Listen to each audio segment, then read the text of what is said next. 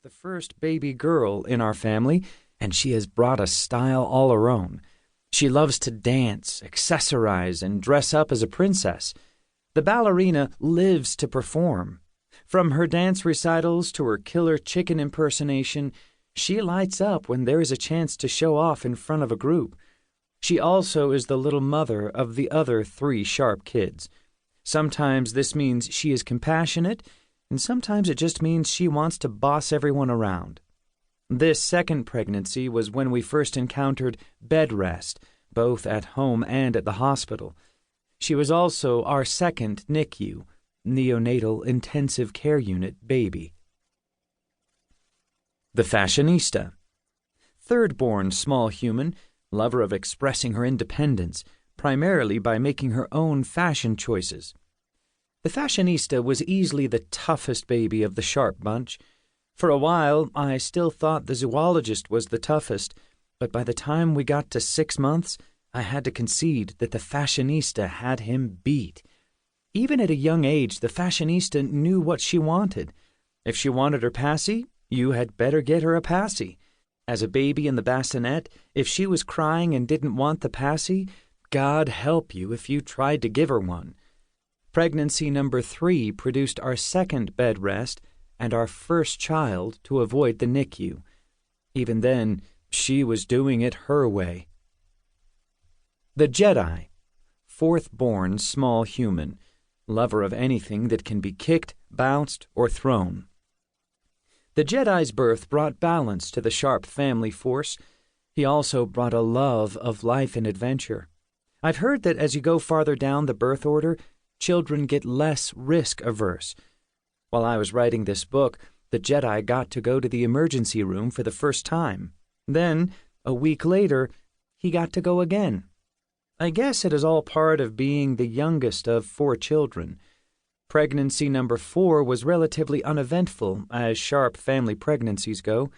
There was no bed rest before the birth and no NICU after the birth, and we showed up for the induction hours early. The only real drama during this pregnancy, or more accurately, during his delivery, was caused by his siblings, but we will get to all that in time. The reserves. A good team will have a good starting lineup, but a great team will also have good reserves on the bench to pitch in when the starters are sick, fatigued, or just off their game. The Sharp team is blessed with a deep bench. At points in this book, there will be occasional references to Opa and Mimi, my parents, or Pops and Nindy, Wonder Woman's parents. We are fortunate to have our parents and siblings near us. I have great respect for people who have children and raise them without any family nearby. On more than a few occasions during a pregnancy, we have sent out a desperate plea for help, and we're thankful to have family there to throw us a lifeline. And now, let's begin our journey by talking about positive pregnancy tests and finding out there's a baby on the way.